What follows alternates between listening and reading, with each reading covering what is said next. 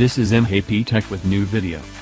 Earlier this week we heard that Spotify may be coming to the Apple Watch 3 in the watchOS 5 update, but the introduction of the app may signal something much more exciting for the company's range of smartwatches.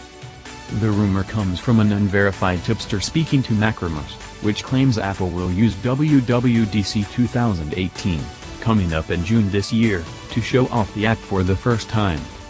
While it's exciting to see a third-party music streaming service debut on the Apple Watch, it marks a far more important introduction of tech working on the Apple Watch. The rumor suggests Apple will introduce its next Stream Kit framework within watchOS 5 that will allow third-party developers to make use of the cellular features on the Apple Watch. Thank you for watching. For more videos like this, please subscribe my channel. See you in next video.